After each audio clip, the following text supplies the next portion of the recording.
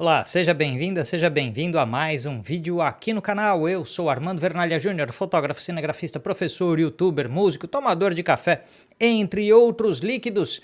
E hoje nós conversaremos sobre macro extrema, não só macro comum, macro extrema, uma macro mais exagerada do que o normal.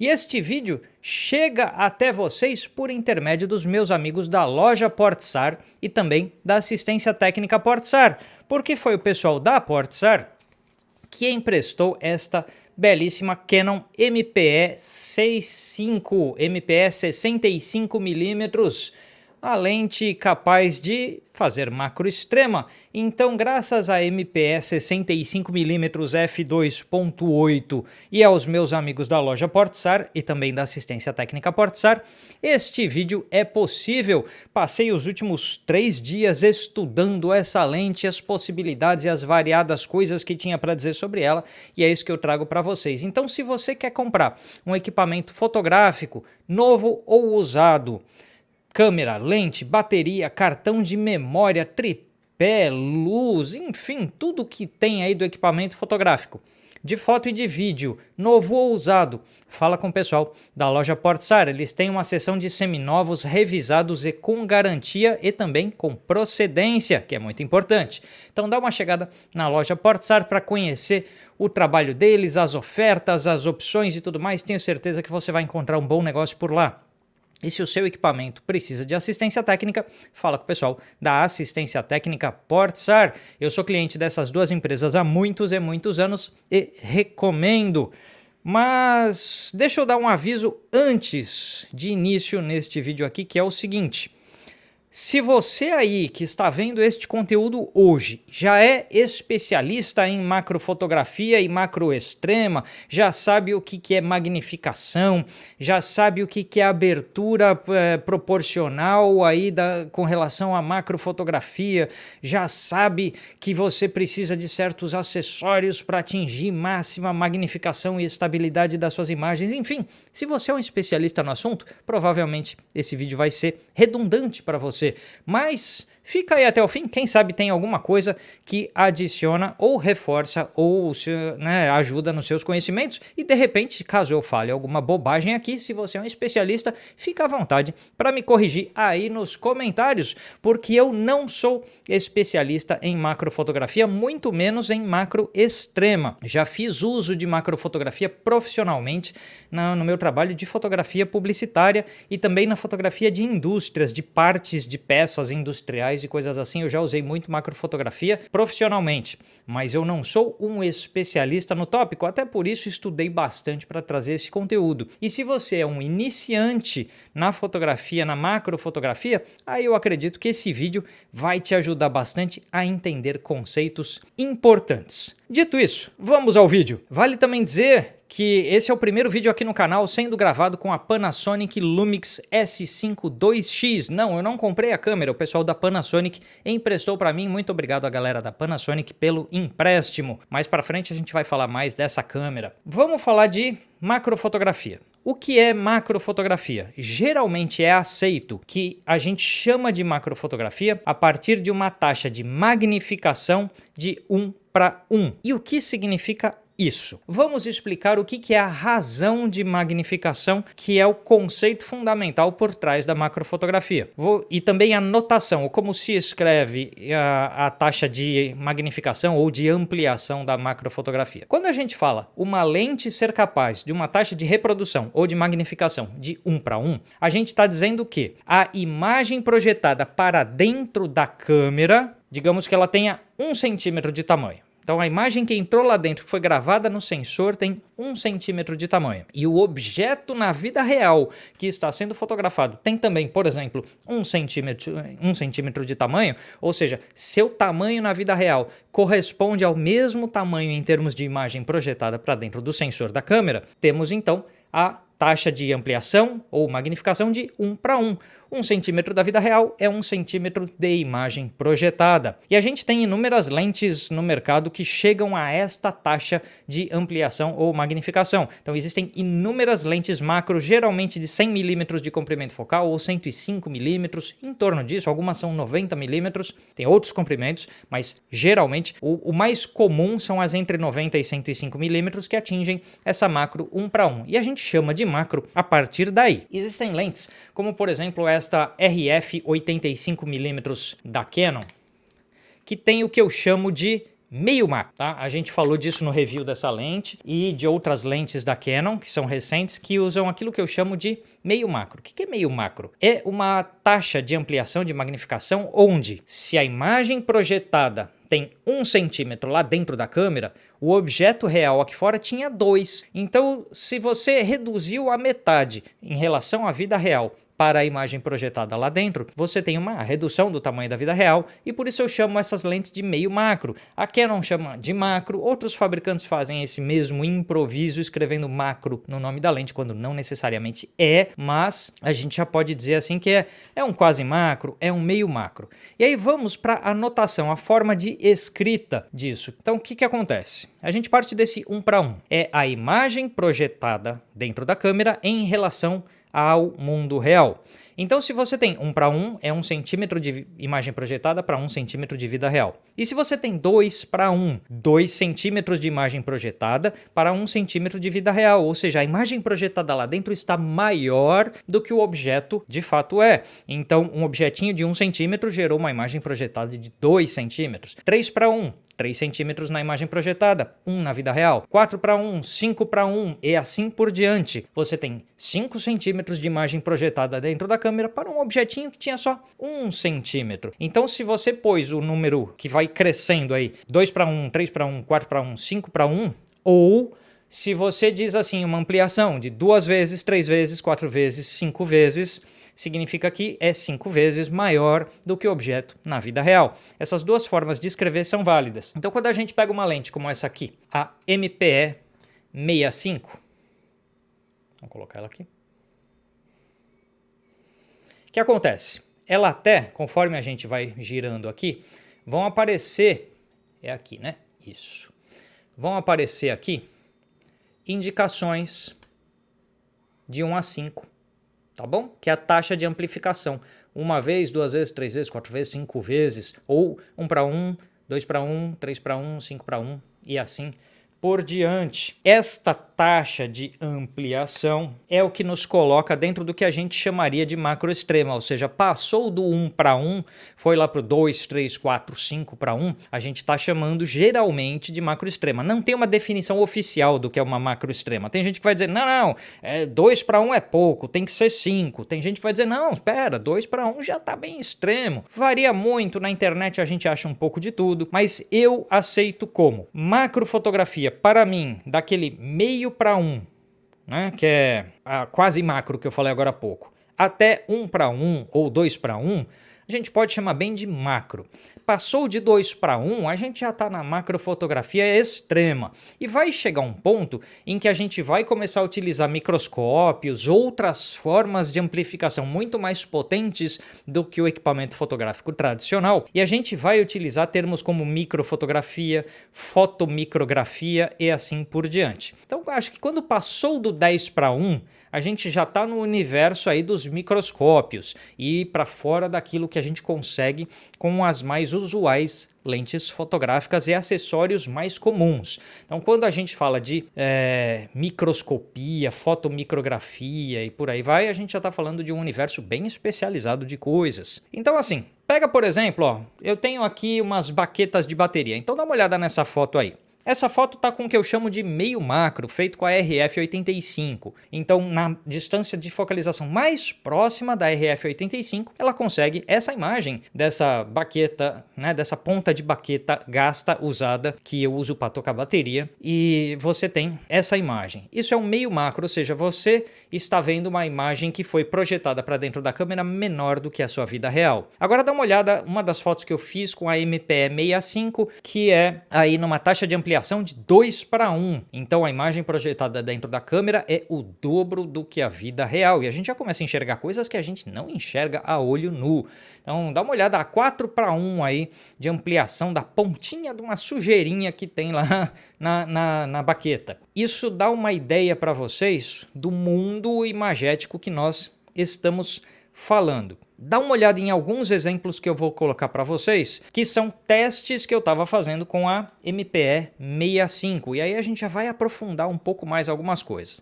Então olha esse exemplo de um alicate, é um pedaço da ponta de um alicate de metal. Então aí vocês estão vendo em 1:1, agora 2:1, agora 3:1, 4 e finalmente 5:1. Como vocês puderam perceber, a gente entra num mundo de total abstração do que os olhos conseguiriam ver, e a gente está vendo coisas muito pequenas.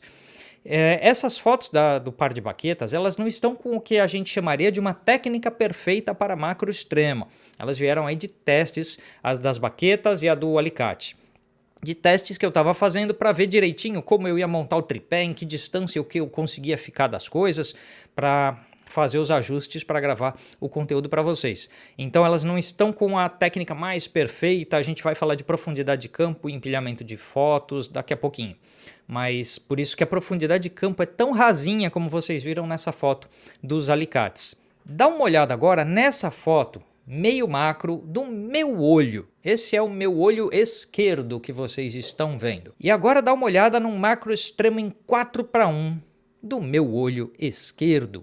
Como é que essa foto foi feita para vocês terem uma ideia? Do mesmo jeito que eu estou gravando aqui, eu estou olhando para a câmera que está na minha frente e tem a telinha da câmera virada para cá na minha direção. Então eu montei a Canon EOS R7 com a MPE 65, posicionei a lente o mais perto que dava com alguma focalização e tal, e com o olho esquerdo modelando para a foto, o olho direito olhava para a tela do lado da câmera para eu conseguir saber qual hora que eu ia disparar, porque eu tinha que ir um pouquinho para frente, um pouquinho para trás, até perceber quando tinha o foco, porque a profundidade de campo é muito curta. Cheguei naquele ponto do foco, disparo lá a foto. Então essa foto do olho foi feita dessa maneira, e ela é muito mais fácil de fazer com a RF85, porque a RF85 tem autofoco, tem tudo, todas as ajudas para o fotógrafo, enquanto a MPE 65 é uma lente totalmente manual. E, vale dizer aí, quanto mais perto nós ficamos do plano do sensor que capta a imagem, quanto mais perto estamos, mais curta é a profundidade de campo. Vou dar um exemplo simples. Vocês estão olhando, a câmera agora está em f4, tá? A lente está em f4. E vocês estão olhando para mim e vendo o tanto de desfoque do fundo da imagem aqui da estante. Eu vou colocar a lente na frente, vai continuar em f4, não vai mudar a abertura, mas a lente vai ser colocada mais perto aí do sensor da câmera. E aí, vejam o quanto a mais desfocou o fundo lá da imagem. E se eu for aproximando até o que seria o limite de focalização desta lente, desfoca ainda mais lá atrás. Então olha bem para a lente, olha bem lá para o fundo da imagem. Agora olha para mim e olha para o fundo da imagem. Só de deslocar 20 centímetros em relação à lente e você tem toda essa mudança de desfoque lá do fundo da imagem. Então quanto mais perto for ficar o que você vai colocar na imagem, mais desfocado é o fundo, menor é a profundidade de campo.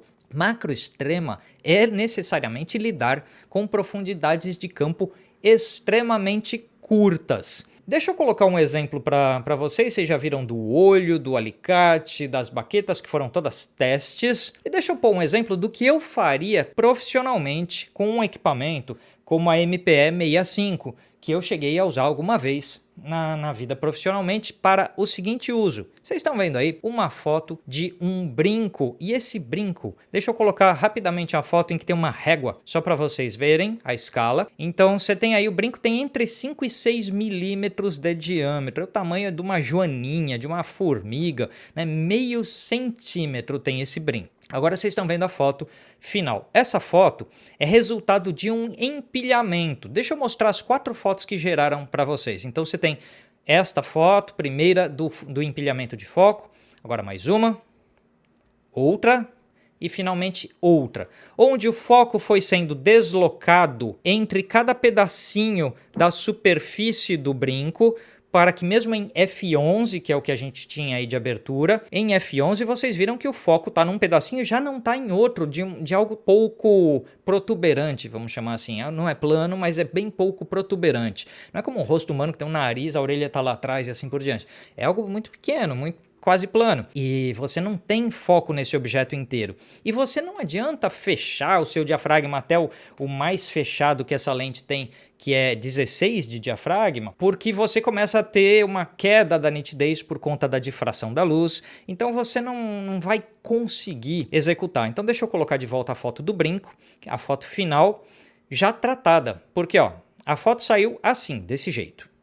E aí, a foto que eu entregaria profissionalmente para um cliente seria essa aqui, porque eu sou fotógrafo de publicidade e a gente tem que limpar o produto, deixar ele melhor. Então, geralmente na publicidade é assim, você vê isso aqui para te convencer a comprar essa outra coisa aqui. Porque o produto real sempre é mais esculhambado. E isso é um brinco novo que nunca havia sido utilizado. É uma bijuteria, não é uma joia de altíssima qualidade. Então, debaixo de uma macro, que aí é mais ou menos 2,5 para 1 a ampliação que vocês viram, debaixo de uma macro tão poderosa, nada fica perfeito. Então, você pode pegar a joia mais cara que for, ela terá imperfeições percebidas com uma macro extrema dessas. Não tantas imperfeições como uma bijuteria barata, como é a que a gente mostrou. Mas só para vocês terem uma ideia dos resultados numa aplicação profissional. Então isso pode ser usado na fotografia de indústrias para detectar falhas em materiais, detectar controle de qualidade. Isso pode ser usado na fotografia publicitária de variados pequenos objetos. Isso pode ser utilizado na fotografia da área aí das biológicas para identificação de espécies de insetos, de pequenas coisinhas, larvas e assim por diante. E para quem tem a fotografia como hobby, aí o universo é o limite, porque você pode fazer absolutamente qualquer coisa que esteja no mundo da macrofotografia. É mais conhecido a macro extrema quando a gente está falando geralmente de pequenos insetos, detalhinhos de plantas e tudo mais, e eu procurei fazer uma imagem mais dentro do que seria o meu usual de fotografia profissional, para vocês terem esse exemplo. Eu falei da MPE65, né? Essa aqui é a macro extrema mais famosa que tem. A Canon, quando lançou a MPE65, ela estava lançando um tipo de produto muito difícil de se encontrar, porque normalmente as macrofotografias eram feitas com uma lente macro até 1:1, adicionada de tubos de extensão. As lentes macro que você conhece, elas focam até o infinito, focam até distante, por exemplo, para fazer um retrato, mas também conseguem focar bem de perto para fazer uma macro.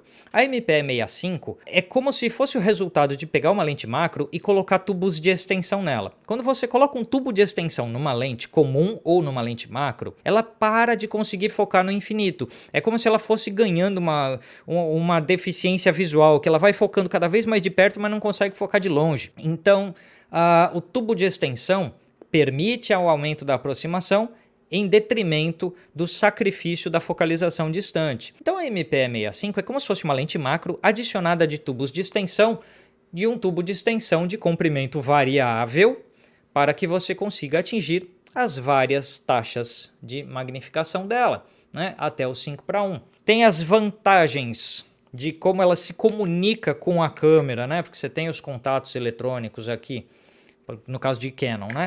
Então usando com adaptador e tal, para uma mirrorless ou usando numa DSLR nativamente. Você tem a comunicação com a câmera, então o ajuste de abertura pela câmera. E no caso de mirrorless tem aqueles auxiliares de focalização, focus peaking e tudo mais que vão funcionar, mas o foco dela é manual. E vocês devem ter notado que só tem um anel aqui, que é o anel que vai mudando a taxa de magnificação dela. E tem uma distância aqui, deixa eu voltar aqui, ó, e mostrar para vocês. Focou. Tem umas distâncias marcadas aqui. É a distância que você vai ficar em milímetros do objeto que você está fotografando conforme a taxa de ampliação. Então tem aqui para 5 vezes 41 milímetros, para 1:1 você tem 101 milímetros. São as distâncias que você vai ficar. Então você vai ficar grudadinho nas coisas que você está fotografando. E como não tem um anel de foco ali, só tem esse anel que controla essa magnificação.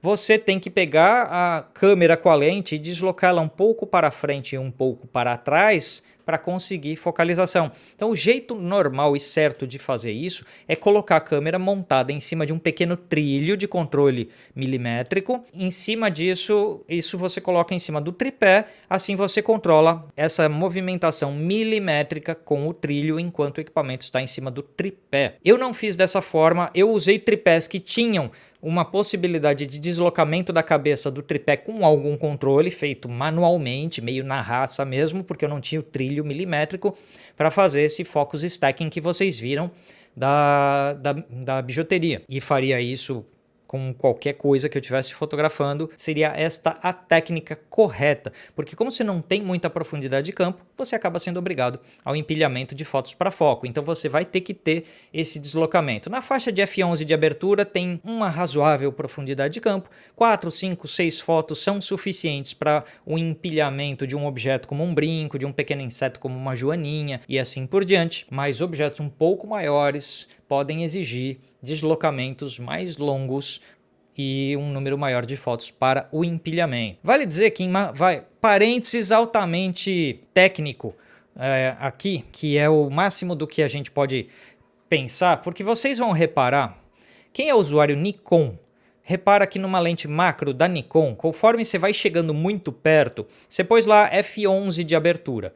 E aí você vai chegando muito perto, no marcador da câmera ela vai marcando outra abertura. f11, f16, f20 não sei quanto, 30 não sei quanto, 40 não sei quanto. E aí você fala, mas eu regulei f11, por que está mudando? Porque quanto mais perto você está, a abertura efetiva não é a que você ajustou. A abertura fisicamente falando segue sendo aquela que você ajustou, mas existe uma abertura proporcional que é a que você obtém. Nisso você vai perdendo luz. Então você pôs lá f11, você tem uma abertura física com dado tamanho para esse f11, mas a proximidade faz com que a abertura proporcionalmente seria outra bem mais fechada e que perde luz. E vocês reparam, se você pega uma MPE 65, vamos pôr, por exemplo, as fotos que eu fiz aí das baquetas, vai. Pega aí 1 para 1, olha bem o tempo de exposição, abertura e ISO que está na tela. Agora 5 para 1, olha aí, vocês estão vendo um tempo de exposição mais longo. E a luz era a mesma, na mesma distância, a abertura ajustada a mesma e assim por diante. Porque você tem a abertura efetiva diferente da abertura ajustada. E tem um cálculo para fazer isso, essa ideia que eu vou colocar aqui para vocês, que é mais ou menos o seguinte. A abertura efetiva é a abertura ajustada vezes magnificação mais 1. Então você pega essa equação, imagina assim, uma magnificação de 1 para 1. Então, 1 mais 1 vai dar 2, isso vezes a abertura que você ajustou. Então, digamos que a sua abertura ajustada é 5.6 e a tua taxa de magnificação é 1 para 1, você vai ter 1 mais 1, 2 vezes 5.6, 11. Aí a sua taxa de magnificação é isso, né? Porque você multiplicar 5.6 vezes 2, você vai ter 11, arredondando. Ou você põe lá 2.8, que é a abertura máxima da lente, e em 1 para 1, então 2.8 vezes 2 dá 5.6. Se a gente for na abertura mínima da lente, que é 16, na taxa de amplificação máxima, magnificação máxima de 5 para 1, a gente chegaria a uma abertura efetiva de f96. E aí você pensa, poxa, com f96 eu deveria ter um monte de profundidade de campo, né? Não, primeiro porque a sua abertura regulada não foi de f96, mas f16. 2, que quanto mais perto você fica das coisas, menos profundidade de campo você tem. Então não adianta você achar que você está com abertura micrométrica qualquer lá, porque não está. Então é só a abertura que vai dar a luz. Então digamos que você tenha flashes manuais e você tem que regular os flashes e vai fazer fotometria com fotômetro de mão, aí você tem que ajustar a sua fotometria, a sua potência dos flashes, a sua carga dos flashes, melhor do que potência, a sua carga dos flashes para dar um diafragma f96 quando você está com f16 na câmera numa magnificação de 5 para 1. Isso te ajuda nessa hora.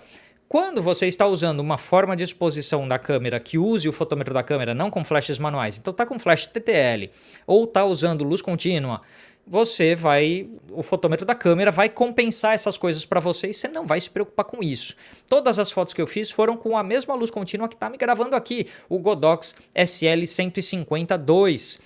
Na foto do brinco, o Godox estava em 50% da sua potência, da sua carga, da sua energia, da sua intensidade, chama como quiser isso aí, e a só 10 centímetros de distância do brinco, sem nenhum modificador de luz, é a lâmpada direto em cima do brinco, para conseguir as fotos com o f11 com 1/400 de segundo que vocês viram. E por que 1/400 se a câmera está no tripé? Qualquer micro tremido vai ser registrado numa magnificação de 2, 3, 4:1. E qualquer micro tremido, eu digo o seguinte, passou um caminhão na rua, isso é suficiente para gerar um micro tremido, porque a energia vai trepidar o prédio, que vai trepidar o tripé, que na hora do clique vai, se você deu azar, vai acontecer. Então qualquer micro coisa gera um micro tremido. E o maior ladrão de nitidez da macrofotografia extrema é micro tremido. Muita gente acha que é a difração da luz por usar uma abertura mais fechada, mas não é a difração o maior ladrão de nitidez da macro extrema. O maior ladrão de nitidez é o micro tremido, porque absolutamente qualquer coisa chacoalha uma câmera. Então você tem que usar tempos de exposição exageradamente curtos para conseguir isso. Se está usando flash, vai usar o sincronismo de flash que tem. Então, é 1/200 o sincronismo de flash, é lá que você vai usar. E se for com luz contínua, vai mais longe do que o sincronismo de flash. Vai lá para 1/400, 1/500, porque aí você garante que mesmo num tripé, ou se está com fotografia na mão e tal, aquela foto do olho que eu mostrei para vocês não é 100% nítida, porque eu não tenho como travar a minha cabeça numa posição, o meu olho, ele se mexe, eu sou um ser humano, o coração tá batendo, o pulmão tá bombeando ar, então a gente se mexe. Então, mesmo que eu me amarrasse na câmera, ainda assim não ficaria, porque quanto de luz eu teria que projetar no meu olho, eu ia ficar cego para conseguir fazer isso. Então eu fiz com o Godox aqui, e ele estava acho que a 70% de carga, e mesmo assim, porque aí eu tinha que pôr um tecido difusor para não ficar cego com a lâmpada no meu olho. Então foi feito um pouco de improviso. Aquela era melhor ter feito com flash, eu confesso. Mas não estando com flash disponível aqui no momento que eu fiz os testes, eu fiz com luz contínua. Mas em macrofotografia, a gente tem a questão da abertura efetiva, que mostra como macrofotografia é um grande comedor de luz. A macro ingere luz no café da manhã, no almoço e na janta, em grandes quantidades. E assim você precisa de grandes quantidades de luz. Se você precisa de grandes quantidades de luz, se você está trabalhando com a luz do dia, por exemplo, sem um flash, isto vai te levar ou a um ISO bem elevado, ou a um tempo de exposição muito longo, ou as duas coisas, demandando que o objeto que você fotografa esteja totalmente estático. Isso dificulta mais as coisas. Então você vai usar o ISO bastante da sua câmera. Todas as fotos que vocês viram hoje foram feitas com a R7. Então o que acontece? Já tem uma magnificação de 5:1 da lente e a gente ainda está cropando, né? Porque o sensor é APS-C. Então ainda estou perdendo um tanto da imagem, o que dá uma impressão de uma ampliação até maior. Não é uma magnificação maior. O fator de corte não multiplica a magnificação da lente, porque a lente continua sendo a mesma e aí o tamanho de imagem projetada dela segue sendo o mesmo. Mas você corta um pedaço para fora e isso acaba dando uma impressão visual até de uma maior ampliação. Com tudo isso que eu disse para vocês, gente, dá para chegar na conclusão óbvia que macrofotografia extrema é difícil. Não é uma coisa tão simples, porque envolve uma quantidade de luz restrita, o que te obriga a usar um flash, ou te obriga a usar um ISO alto, ou te obriga a usar um tempo de exposição longo, ou te obriga a usar o tripé mais sólido que você tenha para ter alguma estabilidade, ou um conjunto disso tudo. A focalização é difícil, o controle da profundidade de campo é difícil, você geralmente vai ser obrigado a fazer empilhamento de fotos, e aí você então não pode mais acertar um só clique, você tem que acertar os 4, 5, 6, 7 que você vai usar no empilhamento. Nenhum deles pode registrar um micro tremido ou a foto perde nitidez. Então macrofotografia extrema é difícil de fazer. Tudo isso que eu estou dizendo para vocês foi para apresentar o que é o conceito de macrofotografia, o que é a ideia de macrofotografia extrema, quais dificuldades vocês podem ter e uma lente muito incrível, oticamente maravilhosa, que é a MPE65, que a Canon não tem mais em linha. Você ainda encontra algumas novas para comprar e você encontra usadas em perfeito estado, como essa aqui da Portsar, que pode ser usada em mirrorless com adaptador normalmente. Existem algumas outras lentes que saíram recentemente de alguns outros fabricantes, lentes também manuais, como essa, que chegam aí a taxa de ampliação de 2:1. Tem uma lente que eu vi, se eu não me engano, que chega também a 5:1, como esta aqui.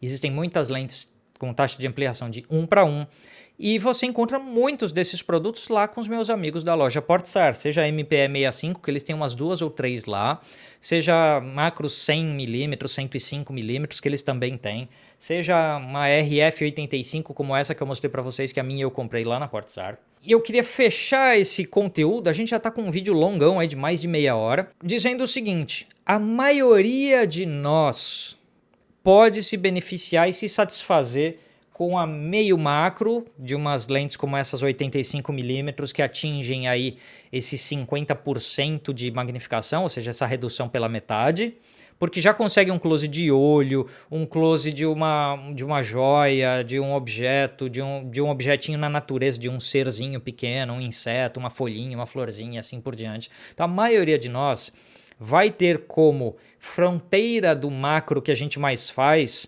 até esse meio para 1, esse meio macro.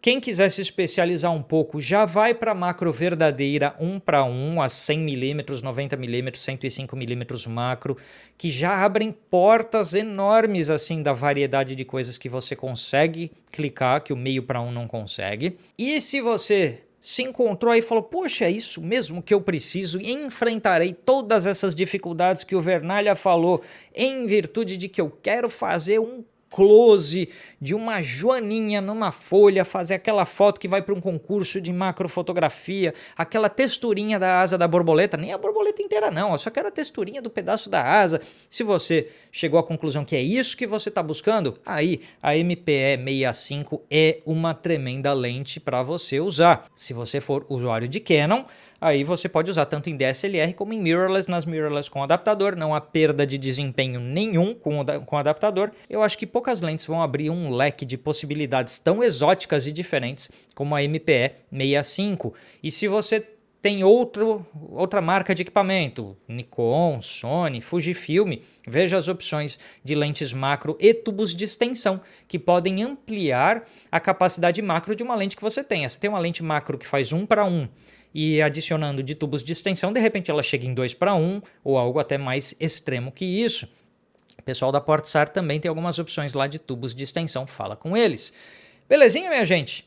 Lembrando que você, se gostou desse conteúdo, seja membro aqui do canal, torne-se membro, clica aí no Seja Membro do YouTube, porque membros ajudam muito a manutenção da produção deste espacinho na internet, permitem que eu invista esse tempo de 3 dias de estudo e pesquisa para trazer o conteúdo para vocês, então seja membro aqui do canal. Considere também comprar os meus cursos de fotografia, tem curso de flash, vai fazer macrofotografia usando flash, eu tenho curso de flash.